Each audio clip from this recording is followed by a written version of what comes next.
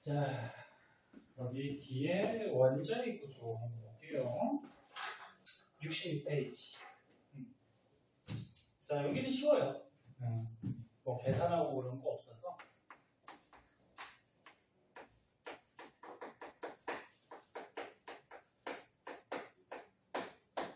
자, 원자는 너네가 알다시피 어떤 물질들이 이루고 있는 기본 입자를 원자라고 그러죠. 원자는 가운데 뭐 있니? 원자핵 있죠?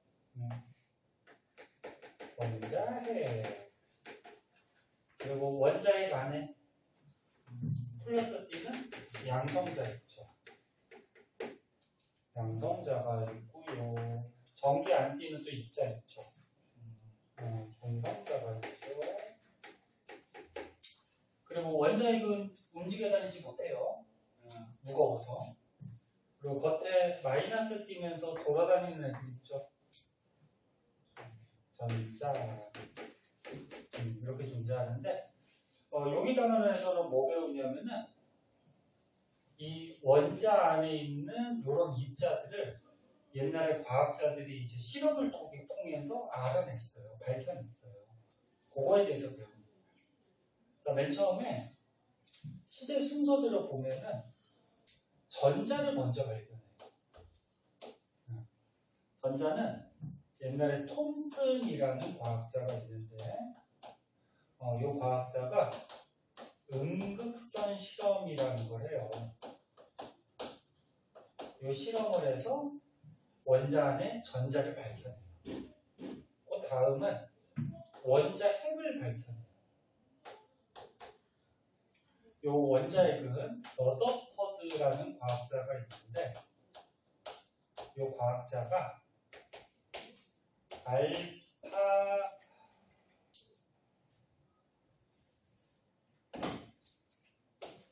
알파 입자 산란 실험이라는 거예요. 그래서 원자핵을 발견했고요. 그 다음은 양성자를 발견을 해요. 요거는 요 원자핵 발견했던 러더퍼드하고 볼트슈타인이라는 또 과학자가 있어. 이 과학자들의 공헌에 의해서 밝혀지는데 양극선 실험이라고 있어요. 이게 어떤 실험들인지를 이제 설명해 줄 거야. 그 다음에 마지막으로 원자핵 안에 있는 중성자를 발견하는데 체드윅이라는 과학자에 의해서 밝혀져요. 얘는 어떤 실험했냐면 베릴륨판에 알파 입자 충돌 실험이에요. 자, 그래서 이런 순서대로 원자 안에 있던 입자들을 밝혀내게 되는데, 맨 처음에 요거부터 볼게요. 그러니까 시대 순서대로 이제 실험 방법이나 이런 것들 한번 볼게요. 여기 과학이니까 저 책에 몇 년도에 발견하고 이런 건 연도는 외울 필요 있어요? 없어요? 없어요. 연도는 알 필요 없고, 그냥 시대 순서도 뭐 그렇게 중요하지 않는데, 시대 순서 정도? 자, 봅시다. 잠깐만. 카톡이 왔는데.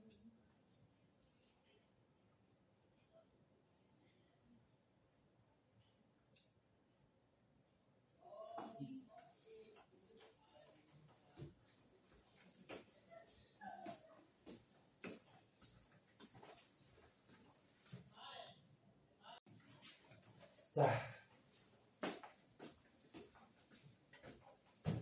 톰슨의 음극선 실험부터 한번 볼게요. 시제 잘 보여? 자, 톰슨의 음극선 실험. 밥들은 먹었니? 그래도 밥은 잘 챙겨 먹나 보다, 보다.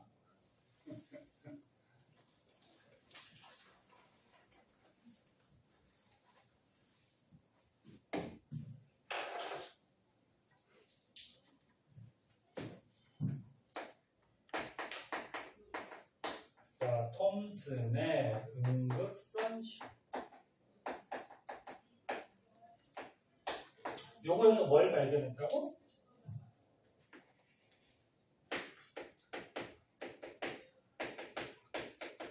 전자. 자, 실험이 거의 책에 나와 있는데,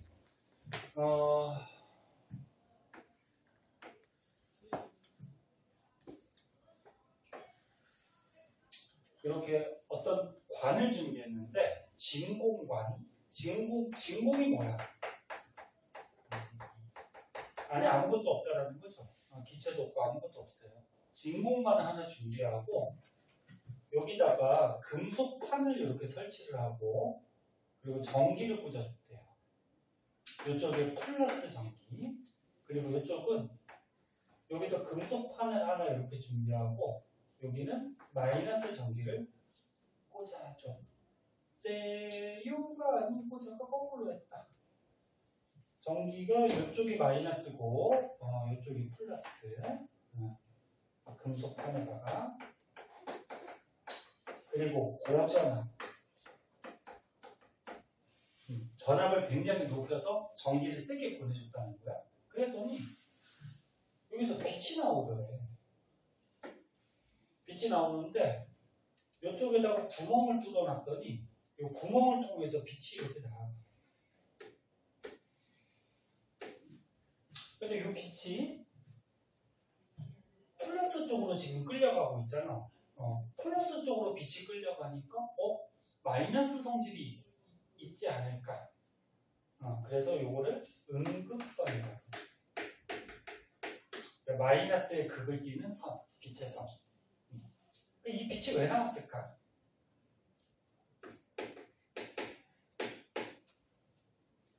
너는 금속이라는 물질도 뭘로 구성이 되어 있어? 원자로 구성이 되어 있죠. 근데 원자 안에서 전자들이 움직여 다니잖아. 근데 여기다가 고전압, 즉 전기를 되게 세게 보내줬단 말이야. 그럼 전기 에너지가 강하게 들어가요. 그러면 원자 안에 있던 전자가 에너지를 어떻게 해요? 운동이 빨라져야 되겠죠. 빨라지겠지. 그리고 원자 밖을 운동하다가 튀어나올 수가 있어요. 이렇게 툭툭툭툭 이렇게. 원래 원자 안에서 전자들이 돌아다녔는데 전기 에너지를 공급받아서 이 전자들의 에너지가 커지면서 원자 밖으로 튀어나오는 거야. 눈에는 당연히 안 보이지. 근데 이 튀어나온 전자가 에너지가 있기 때문에 그 에너지 때문에 빛의 형태로 보이게 돼요. 근데 전자가 튀어나왔으니까 어느 쪽으로 끌려갈까? 플러스로 끌려가겠지? 그럼 여기 구멍을 뚫어 놓으면 이 전자가 끌려가는 힘에 의해서 이쪽으로 나아가게 돼요. 거기에 이제 빛의 형태를 보이게 돼. 그래서 이 톰슨이라는 과학자가 물질 안에, 원자 안에 이렇게 마이너스 띄는 입자, 전자라는 거를 이런 실험을 통해서 밝혀내게 돼요. 더 자세한 것까지는 알 필요 없어. 그냥 이 정도 개념. 근데 이 음극선은 어떤 성질이 있냐면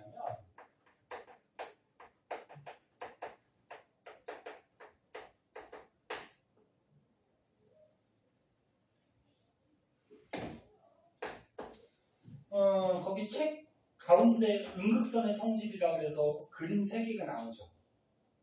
첫 번째 그림 한번 보자. 음극선은 전하를 떼요.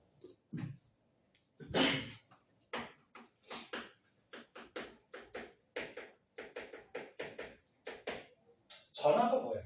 쉽게 얘기해서 전기 뛴다는 얘기야. 그래서 뭐 실험 정치를 봤더니 뭐 이런 게 있어. 음극선 실험을 해. 그래서 여기서 빛이 나와. 빛이 나오는데 공에다가 자석을 이렇게 갖다 대놔. 자석을 갖다 대놨더니 여기서 나온 음극선이 어떻게 돼? 자석 쪽으로 이렇게 휘더래. 자석 쪽으로. 그럼 이게 왜 휘냐 그거거든. 전기를 떼서 그래. 잘 봐. 너네 자석 좌석에는 자기장이 있어요. 알지? N극에서 나와서 S극으로 들어가는 자기장이 있고, 얘는 중학교 과정에서 요거 기억나니?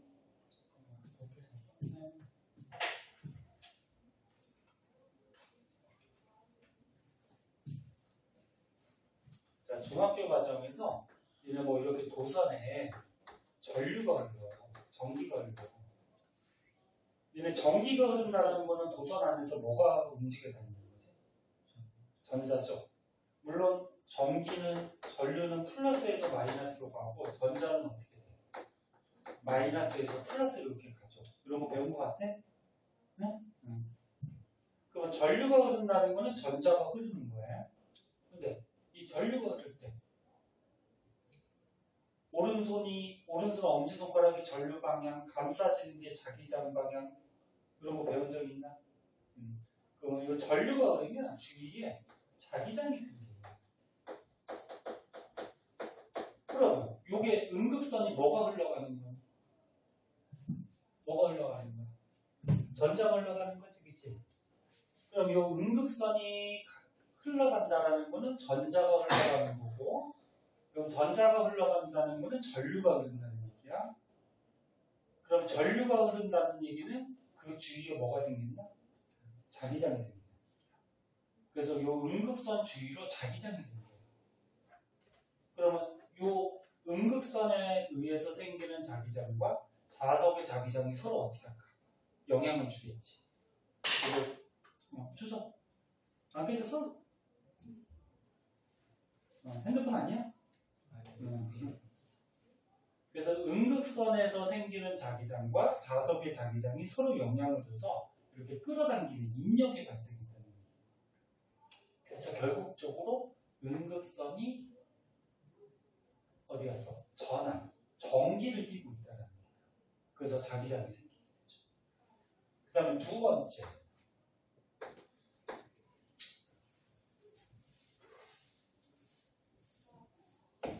두 번째 실험을 보니까 그림을 다 그려야 돼서 이 빔 쓰면 좋은데 간단하게 그릴게. 음극선이 이렇게 가고 있는데 여기다가 어떤 물체를 이렇게 갖다 놨대. 물체를 딱 갖다 놨더니 뒤에 이 물체 모양대로 그림자가 생기더래.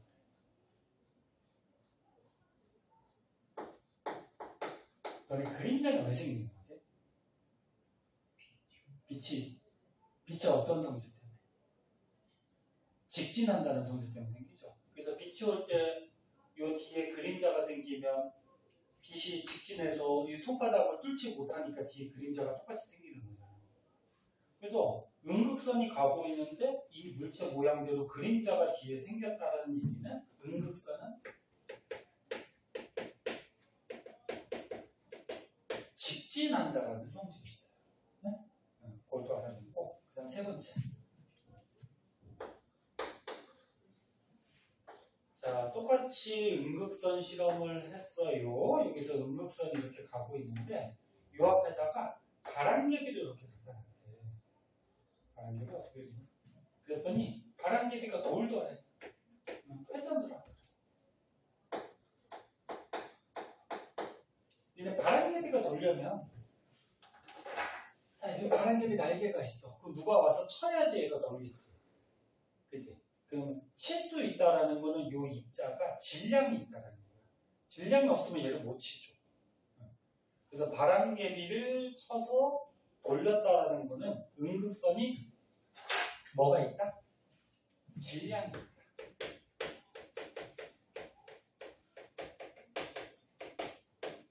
이런 사실을 또 알아야 돼요. 그래서 거기 음극선의 성질 이렇게 세 가지가 그림하고 나와 있는데 그 밑에 그림 하나 더 있죠. 그거까지도 볼게요. 그걸 4번으로 할게. 자, 밑에 그림은 뭐냐면 똑같이 음극선 실험해요.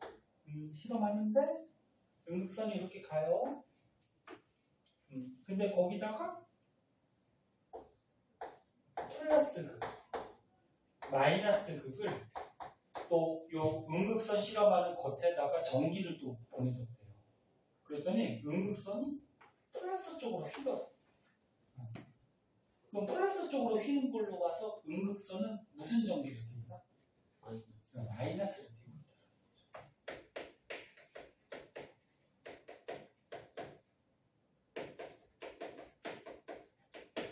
자, 그래서 이런 실험을 통해서 음극선은 전기를 띄고 있고요. 직진한다는 성질이 있고, 음극선은 질량이 있고, 마이너스 전하를 띄고 있다. 이렇게 이제 음극선의 성질을 나타내게 돼요. 누가? 톰슨이. 그럼 톰슨이 뭘 발견했어? 전자. 그러면서 이제 톰슨이 물질 안에 있는 원자의 모형을 제시를 해요. 자, 원자가 있대요. 근데 톰슨은 지금 전자 발견했어. 그래서 원자 안에 전자들이 이렇게 박혀 있다라고 얘기를 해요. 원자가 이렇게 생겼다. 그 박혀 있다가 어떻게 돼? 전기를 보내줬더니 이 전자가 튀어나온 거다. 이렇게 얘기를 해요. 그럼 얘는 원자 안에 마이너스만 있으면 세상의 모든 물질이 어떻게 돼? 다 마이너스 돼야 되지. 그래서 플러스는 아직 안 밝혀졌거든. 그래서 플러스는 뭔지 모르지만 이렇게 플러스를 띄는 저기 뭐야 할까? 배경 위에 이렇게 전자들이 군데군데 박혀 있다. 이런 모형을 제시를 해요. 이거는 옛날에 나온 모형이니까 현대 모형하고는 다르지. 그 맞는 건 아니죠. 자, 그래서 음극선 실험에서는 이 정도 알아두시면 되고, 그 다음에 이제 오른쪽으로 가자. 이제 원자핵 발견.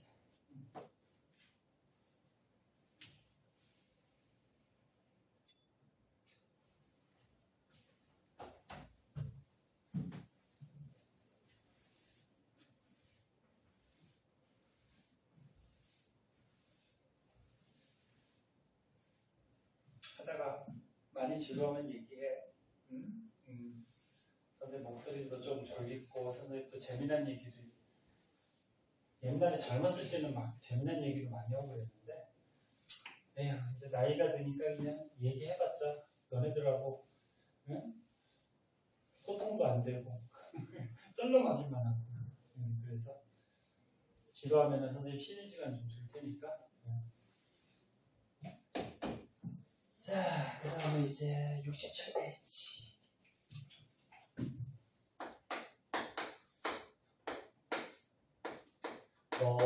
러더퍼드라는 과학자가 있어요. 저 뭐야? 한글도 못 써? 러더퍼드라는 과학자가 알파 입자 산란 실험이라는 거예요. 이 알파 입자 산란 실험을 해서 뭘 발견한다? 원자핵을 발견한다. 그 알파 입자가 뭐냐면은 알파 입자 들어갔니? 들어갔어? 알파 입자가 저거 얘기했어. 헬륨 원자. 헬륨이 몇 번? 2번. 원자 번호는 뭐가 중요해? 알고 있니? 원자핵이겠어. 양성자겠어. 양성자겠어. 원자 안에 들어있는. 너는 1번부터 첫 시간에 얘기 안 했나? 선생님이? 원자 번호 양성자겠을 것 같고 얘기하는 거야. 그럼 얘가 2번이니까 양성자 몇 개? 2개가 있어요. 근데 양성자만 들어있으면 원자핵이 얘가 플러스 플러스니까 서로 어떻게 반발할 거 아니야, 그치? 그럼 이게 원자핵이 유지가 못 돼요.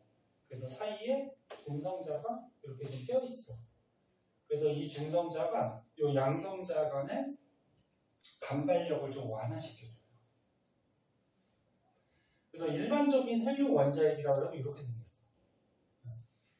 그럼 헬륨 원자핵이 무슨 전기지? 플러스 띄는 거지? 원자핵이니까, 그지? 이 헬륨 원자핵을 알파 입자라고 해요. 알파 입자. 그럼 알파 입자가 있으면 또 뭐도 있을까? 베타 입자도 있어요. 베타 입자는 전자들의 베타 입자라고 그러거든. 왜? 시즌 왜? 자, 그래서 알파 입자가 있는데 얇은 금박을 준비했대요. 금이 금속이지. 금속들은 얇게 펼 수가 있어. 그래서 금 같은 경우에는 또 굉장히 얇게 펼 수가 있거든. 그래서 얇게 금박을 만든 다음에 여기다가 알파 입자 발생기에서 이 금박에다가 알파 입자를 써. 근데 알파 입자가 무슨 전기죠? 플러스 전기이지. 얘를 쏘고 당연히 눈에 안 보이지. 그래서 이 알파 입자를 감지할 수 있는 형광막을 설치해요. 그랬더니 어떤 결과가 나왔냐면 이 대부분의 알파 입자가 금박을 그대로 통과하더라고요.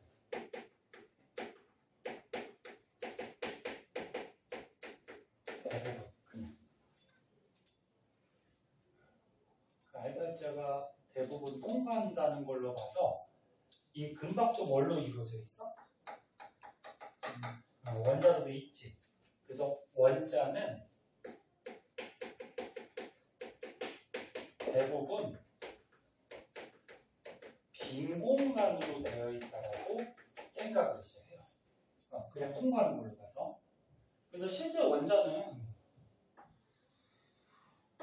이 금박 안에 원자들이 엄청 많을 거 아니야.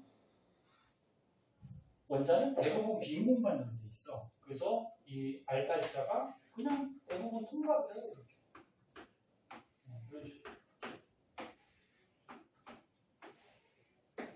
이런 식으로. 그런데 일부가 굴절을 하고 이 알파 입자가. 그리고 심지어 반사도 하고.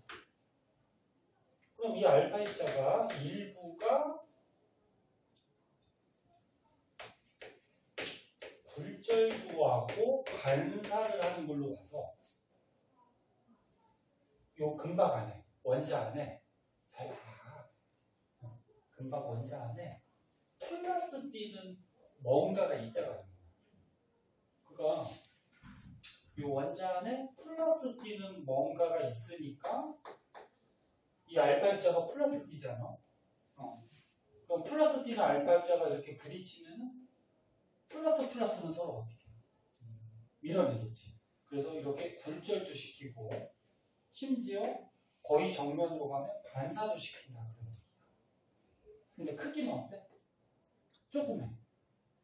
그러니까 굴절이나 반사되는 게 조금밖에 없는 거야.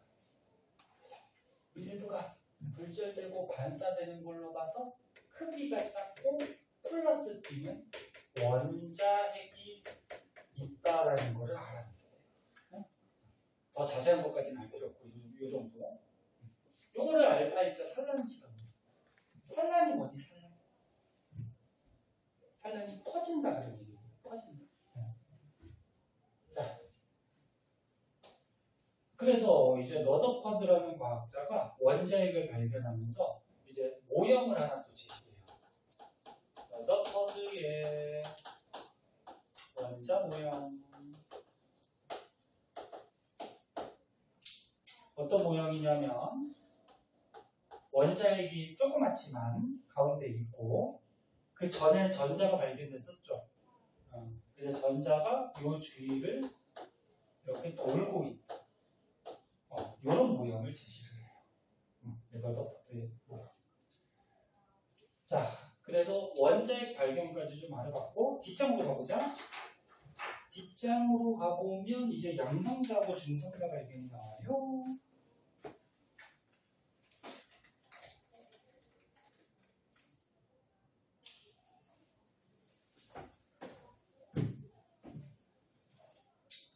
아이고 좀 썰렁하다. 에어컨 좀 껐다 킬까?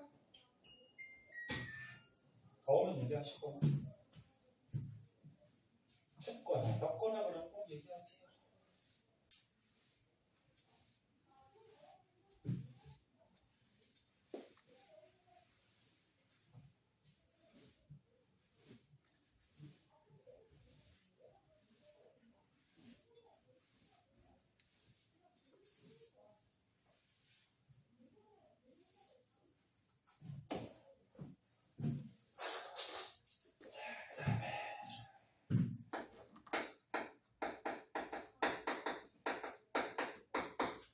원자에 발견한 러더퍼드하고 그 다음에 볼트슈타인이라는 과학자가 있어요.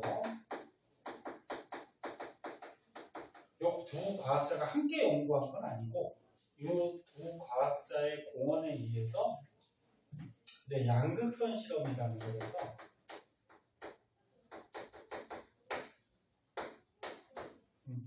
뭘 발견했다? 원자 안에 있는 양성자를 발견했다.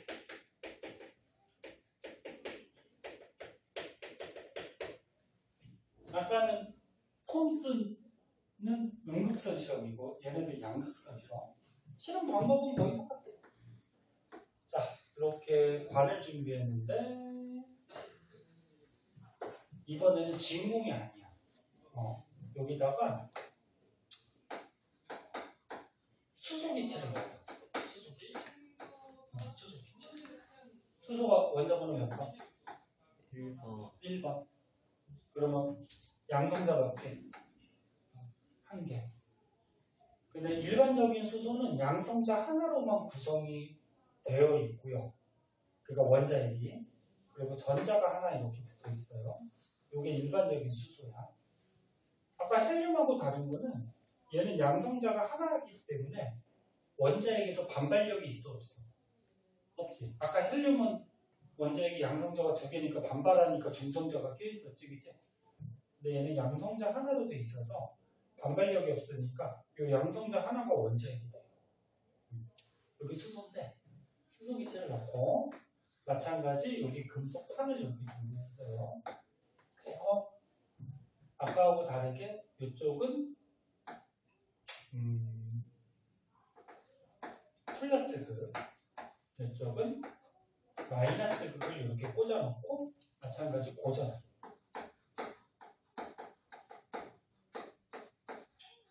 전기 에너지를 세게 공급을 했대. 그랬더니 이번에도 빛이 나오더래. 그리고 여기다가 구멍을 뚫어놨더니 뭐 책에는 구멍이 여러 개 뚫렸는데 그냥 하나만 뚫어놓을게. 뚫어놨더니 여기서 또 빛이 나오더래. 얘는 또 왜 나올까? 이렇게 생각한 거죠. 근데 이 빛이 어느 쪽으로 끌려갔어? 마이너스로 끌려갔지. 그럼 이 빛은 플러스의 성질이 있다. 그래서 양극선이라고 얘기해요. 이 빛이 왜 나왔을까? 보자. 수소기체 나왔지, 그치? 그럼 양성자하고 전자로 되어 있는데 여기다 전기 에너지 공급하면 전자가 어떻게 돼? 에너지를 얻어서 빨라지니까 튀어나가겠지, 그치? 그럼 요 안에 수소기체에서 전자가 튀어나와. 그럼 전자가 튀어나와 버리면 누구만 남니? 양성자만 남지, 그치? 그럼 양성자가 이렇게 돼. 전자가 튀어나오고 양성자가 남는다. 됐니? 그럼 전자는 어느 쪽으로 갈까? 플러스로 끌려가겠지, 이렇게. 그치? 근데 양성자 남았어. 그럼 양성자는 어디로 갈까? 플러스니까 마이너스로 이렇게 끌려가. 응? 근데 얘도 에너지를 받았기 때문에 에너지가 있단 말이야. 그래서 이 양성자가 마이너스로 끌려가면서 여기를 통과해서 에너지가 있어서 빛의 형태로 나오게 돼. 그래서 원자핵 안에 들어있는 이 양성자를 이런 방식으로 발견하게 돼요. 이 정도 알아두시면 되고. 자, 마지막으로 체드윅이라는 과학자 있어요. 체드윅이 어떤 실험을 했다 그랬지? B가 베들륨이죠.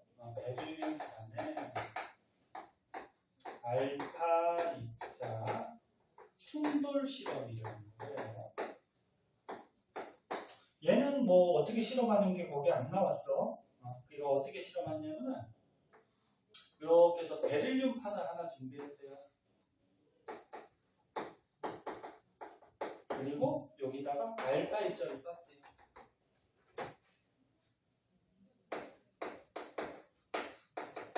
알파 입자 아까 헬륨 원자였죠. 이렇게 쐈더니 이 뒤에서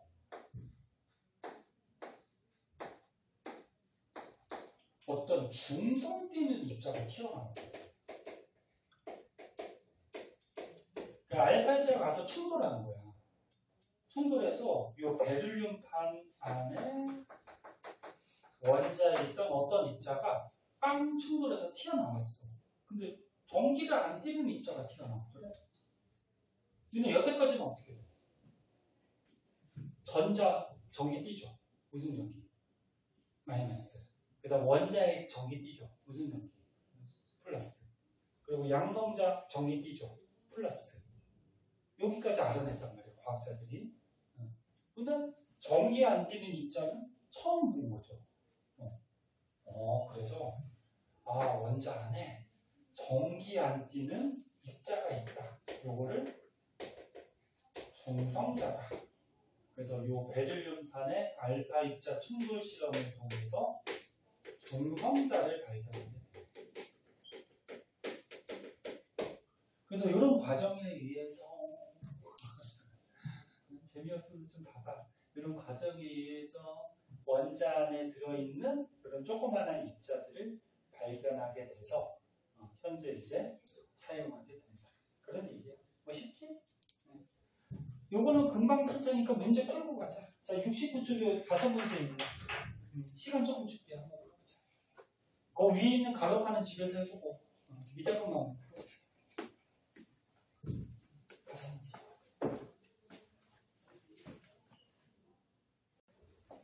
자, 보자.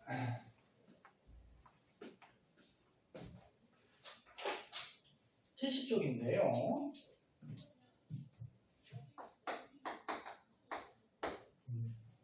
한 시간만 열심히 하고 집에 가자. 집에 가서 그러면 좀 쉬어야지. 자, 70쪽에 원자의 구조가 나오는데 원자핵이 있고 원자핵 안에 양성자, 중성자, 전자 있고 그거 다 알지? 그래서 이건 넘어갈게요. 추가적으로 좀 알아둬야 될 게 얘네 원자의 번호가 있잖아. 1번부터 20번까지 외우라 그랬죠? 원자 번호는 뭐 가지고 외우냐고?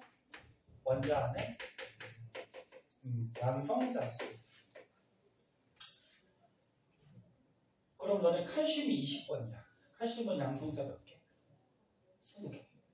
근데 원자라 그러면 중성이니까 마이너스 띄는 전자 숫자도 같은 거지, 그치? 뭐 하나만 해보자. 뭐 염소가 있대요. 염소는 17번이에요. 그럼 양성자 몇 개? 17개. 전자 몇 개? 17개. 이렇게 되는 거지, 그치? 그리고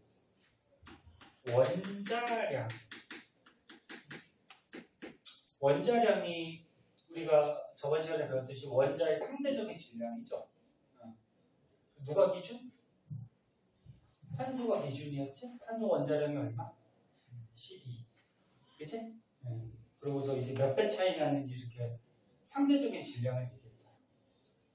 그 원자의 질량, 원자량은 양성자 숫자하고요, 중성자 숫자를 더해서 원자량을 따져요. 전자는 무시해요. 전자는 왜 무시할까? 질량 따질 때. 너무 가벼워서. 그러니까 작기도 작지만 너무 가벼워서. 그래서 거기 책에 보면은 가운데 표에 그 양성자, 중성자가 질량을 1로 잡으면은 양성자하고 중성자는 질량이 거의 똑같아요. 근데 그 표의 맨 오른쪽에 보면 전자 질량이 어때? 양성자, 중성자에 비해서 1800배 정도 작지. 그치? 봤니? 그래서 양성자, 중성자에 비해서 전자는 질량이 너무 작기 때문에 질량 따질 때는 전자는 무시해버려요. 양성자, 중성자는 거의 비슷해. 엄밀히 얘기하면 중성자가 약간 질량이 크거든. 자, 그러면 염소가 있어. 염소가 17번인데 질량이 35래, 원자량이.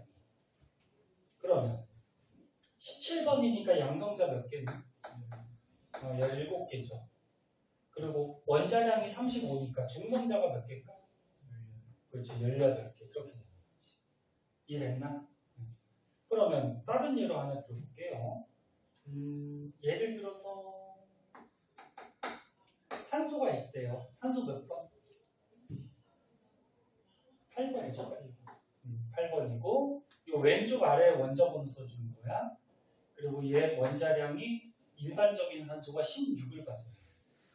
원자량은 여기 왼쪽 위에다가 써줘요. 자, 그럼 이렇게만 표시해 놓으면은 여기 봐. 이렇게만 표시해 놓으면은 이 원자 안에 들어있는 양성자 숫자, 중성자 숫자, 전자 숫자를 다 알 수가 있죠. 양성자 몇 개일까? 8개죠. 원자번호 8번이니까, 그치? 중성자는 몇 개일까? 8개죠. 왜? 양성자하고 중성자 더해서 원자량이 되는 거니까, 그치? 그럼 전자는 몇 개일까? 8개. 8개죠. 왜? 원자번호 8번이니까 양성자, 전자 개수가 같아야지 중성이죠. 무슨 말인지 알겠지? 그래서 이렇게만 표시해 놓으면은 원자 안에 있는 물자의 개수를 다 알 수가 있어요. 그 다음에 이제 추가적으로 알아둬야 될 게 동위원소라는 게 있는데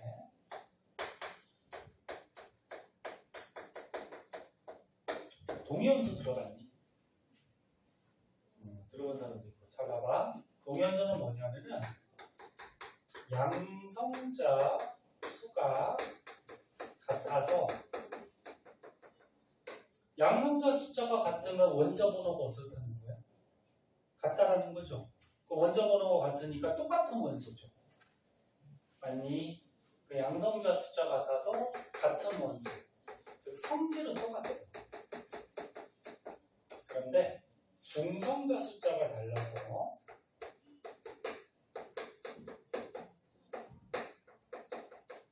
그럼 중성자 숫자가 다르면 질량이 어떨까? 다르겠죠. 질량이 다른 원소. 이거를 동위원소라고 그러는데 자연계에 있는 원소들은 대부분 다 동위원소가 있어요. 지금 무슨 얘기냐면 예를 들어서 수소를 예를 들면 수소가 원자번호 몇 번? 1번. 그럼 양성자 몇 개? 1개. 전부 다 수소야. 그럼 성질 어때? 같아요. 그런데 수소 중에 양성자가 없는 수소가 있고 양성자가 하나 있는 수소가 있고 양성자가 2개 있는 수소가 있어요. 그럼 전자는 몇 개일까? 하나죠. 원자는 중성이어야 되니까 전자는 당연히 하나죠. 수소가 종류가 이렇게 3가지가 있어요. 근데 이게 일반적인 수소예요. 이게 자연계에 책에도 나올 텐데 99.9% 그 우주의 99.9%는 이렇게 생긴 수소예요. 네? 그런데 이렇게 생긴 수소도 있어요. 이거 중수소라고 해요. 중수소. 이렇게 생긴 수소는 삼중수소라고 해요. 이 중수소하고 삼중수소는 자연계에 존재하는 비율이 굉장히 적어. 0.1% 정도밖에 안 돼요. 이거 해봤자. 하지만 있어. 그래서 이렇게 양성자 숫자는 같아서 똑같은 수소의 성질이 있는데 중성자 개수가 달라서 질량이 다른 거. 이런 걸 동위원소라고 해요. 그럼 질량은 얘 얼마 같니? 질량? 원자량? 1을 갖죠. 얘는 2죠.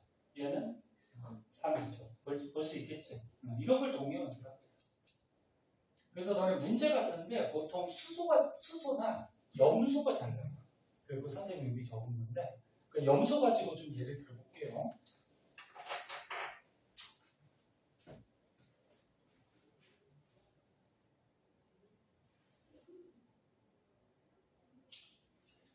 염소로 한번 보면은 아이고 여기가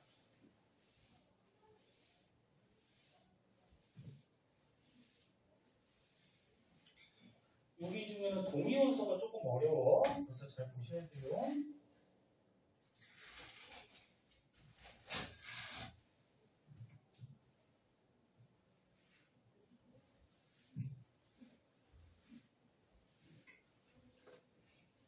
시준이는 동요소 어떻게 알아? 전에 한번 배웠다 그랬나? 우리가 들어봤어?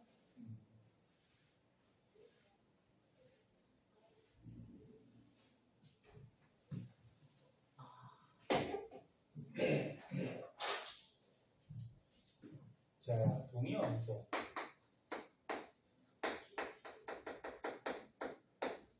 자, 염소가 있어요. 염소 몇 번이니? 몇 번이니? 17번. 17번. 염소가 질량이 35짜리가 있고요. 자연계에 37짜리가 있어요. 그럼 얘가 어떻게 생긴 놈인가 보자. 원자번호 17번이니까 양성자 몇 개? 17개. 그치? 얘도 양성자 17개. 겉에 돌아다니는 전자 몇 개? 17개. 원자는 중성이어야 되니까. 그치? 그리고 이제 중성자 보자. 질량이, 원자량이 35니까 중성자 몇 개니? 18개죠. 얘는 중성자 몇 개니? 37이니까 20개가 되겠지. 그치? 됐니?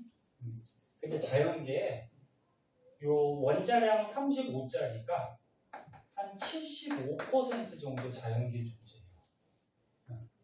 엄밀하게 하면 거기 표에 나온 것 같이 35짜리가 자연계에 75.76% 정도 있대요. 근데 약 75% 되지, 이제.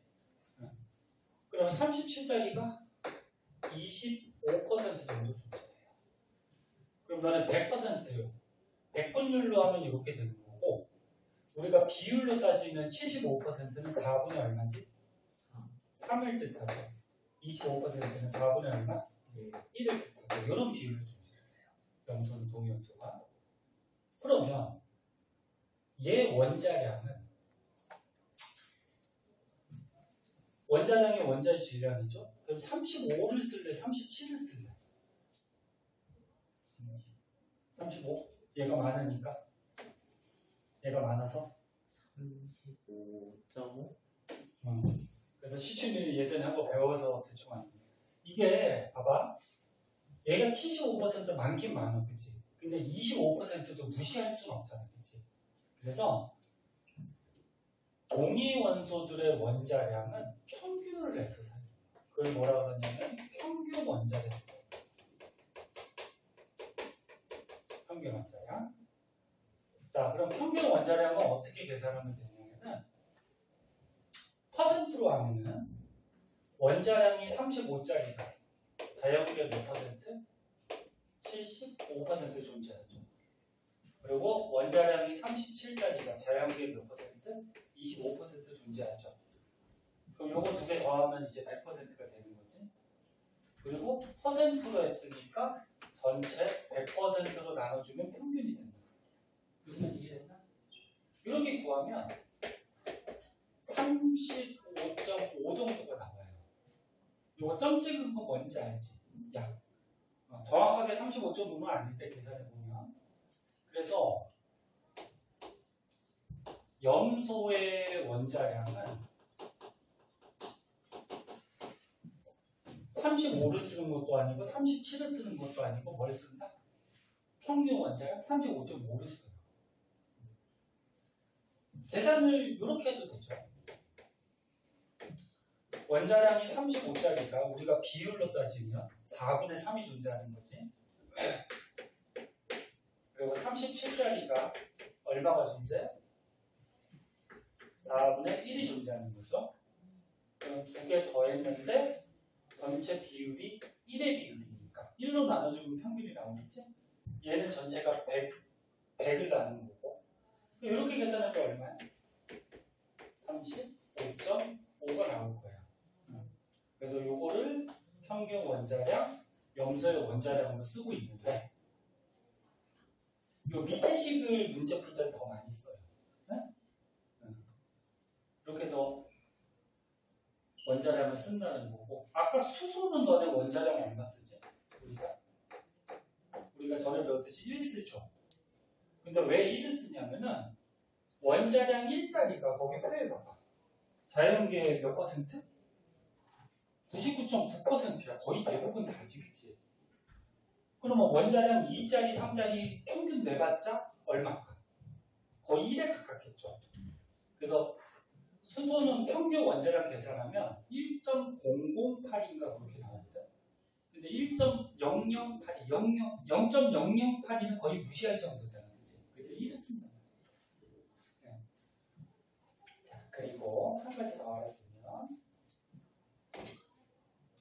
염소 분자를 한번 볼게요. 분자의 질량을 뭐라고 해? 분자량. 그지? 그럼 염소 분자는 염소 원자가, 저 원자가 두 개가 붙어 있는 거잖아. 그러면 원자량 중에 35짜리가 두 개 붙어 있을 수 있어요. 그죠? 그럼 35짜리가 두 개 붙어 있으면 원자량 얼마를, 아니 분자량 얼마를 가져? 70을 갖는 염소 분자가 자연계에 있겠지. 그러면 35짜리랑 또 뭐가 붙어 있을 수 있어? 37짜리. 그러면 분자량 얼마? 72를 갖는 염소 분자가 자연에 존재할 거야. 그러면 37하고 또 누구? 35짜리가 붙을 수가 있어. 선생님 요거랑 요거랑 같은 거 아니에요? 달라요. 왜 다르냐면은 35, 37이 붙어 있어. 근데 요 35짜리의 옆에 다른 물질이 와서 35짜리랑 반응할 수도 있고 37짜리 옆에 다른 게 와서 반응할 수도 있어요. 그래서 이걸 다르게 봐요.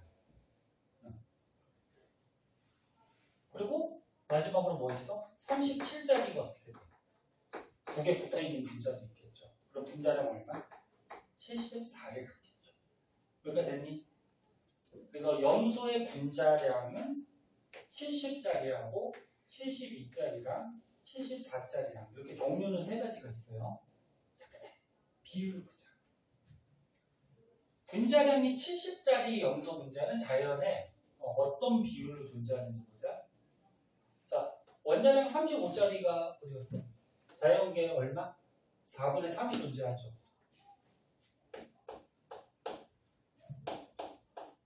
그럼 수학에서 너네 경우의 수 배웠나 모르겠는데 얘가 4분의 3의 비율, 얘가 4분의 3의 비율이면 70짜리는 자연계 16분의 9의 비율로 존재합니다.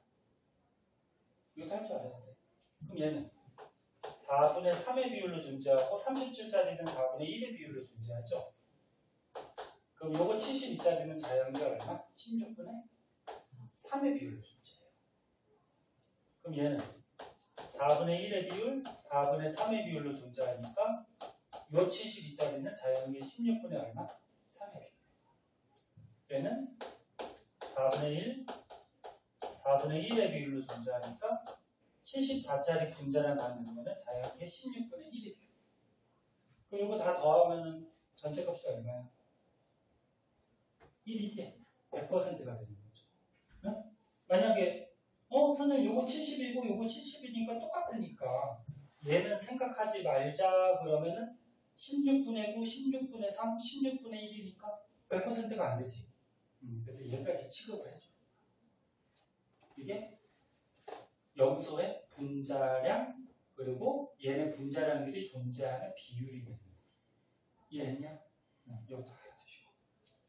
자, 그래서 그 페이지에서는 이 동위원소만 좀 개념을 잘 잡아두시면 되고, 자, 뒷장에 72쪽 6문제 있죠? 시간 조금 줄 테니까 풀어보세요. 금방 풀 테니까.